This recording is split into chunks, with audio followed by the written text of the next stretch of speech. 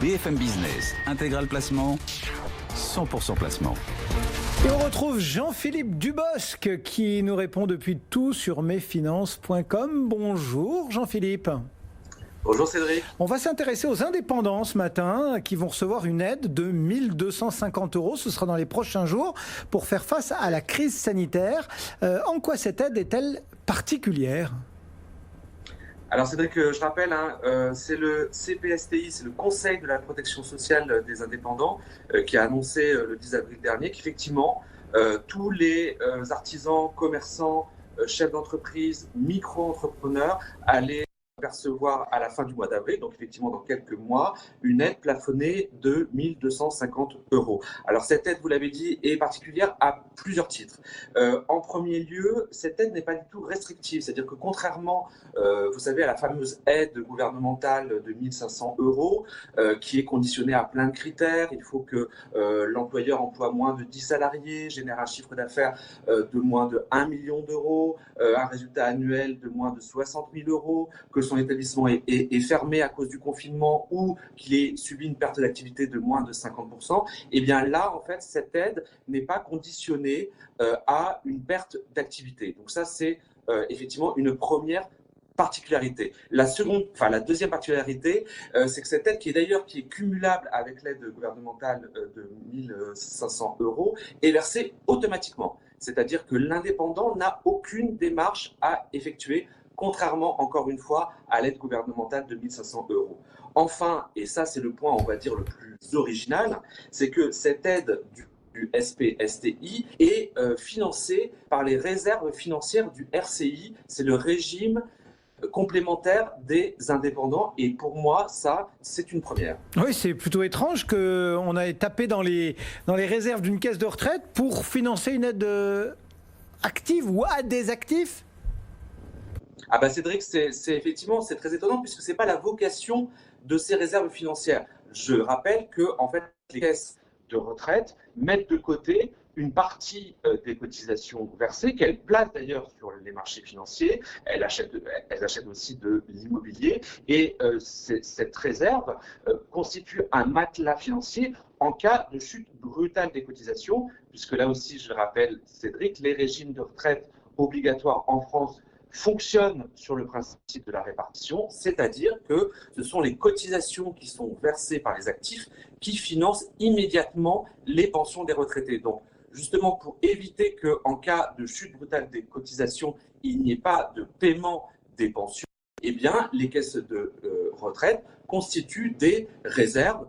Par exemple, l'Agirc Arrco, dans ses statuts, a prévu d'avoir 6 mois, l'équivalent de 6 mois de paiement des retraites sans contrepartie de cotisation dans ces réserves, ce qui est un cas de figure absolument impossible, puisque ça voudrait dire que pendant 6 mois, aucun salarié ne travaillerait ou aucun salarié français ne toucherait de salaire. Donc bien sûr, ce n'est pas possible, mais on voit bien l'utilité de ces réserves pour assurer le paiement des retraites.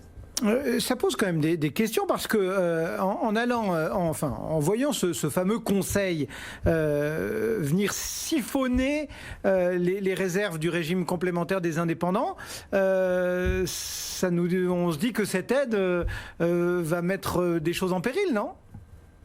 Oui, alors c'est vrai qu'on pourrait se le dire. Alors heureusement, le CPSTI a mis des garde-fous.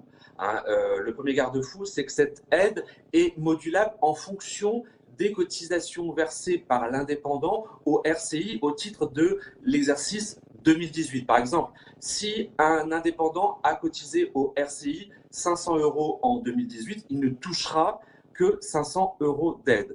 Par ailleurs, le deuxième point, le deuxième garde-fou, c'est que cette aide est plafonnée à 1 250 €. C'est-à-dire que si, on va reprendre le même exemple, mais là on va dire que l'indépendant a cotisé en 2018 au RCI 5 000 €, eh bien il ne touchera que 1 250 €. Ceci dit, Cédric, c'est vrai que ce mécanisme qui peut paraître étrange peut également faire un petit peu sourire, parce qu'on se souvient que dans le débat houleux de la dernière réforme des retraites, les indépendants criaient à une spoliation par l'État de leurs réserves. Ils disaient qu'en fait le système universel était un moyen pour l'État de mettre la main sur leurs réserves. Or là, qu'est-ce qu'ils font? Effectivement, ils ponctionnent sur leurs réserves. Alors, ceci dit, Cédric, il y a quand même des différences. D'abord, la ponction en fait est faite par le Conseil de la protection sociale des indépendants, qui est un organisme qui a été créé le 1er janvier 2019 à la suite de la suppression du régime social des indépendants et dans lequel siègent des représentants des indépendants. Et ensuite, on peut dire que, donc, en fait, en gros, c'est les indépendants qui décident de ponctionner leurs propres réserves. Ça passe toujours mieux dans ces cas-là. Hein. Comment, pardon? Ça passe toujours mieux dans ces cas-là. Ben oui, quand c'est vous qui décidez, c'est beaucoup mieux. Et puis la deuxième chose, Cédric, c'est que en fait, c'est un peu une avance sur cotisation. C'est-à-dire que certes, en fait, l'aide est ponctionnée sur les réserves, mais vu que les réserves sont financées par les cotisations des indépendants, ben, en gros, c'est une aide ce sont des cotisations versées par les indépendants qui reviennent dans la poche des indépendants.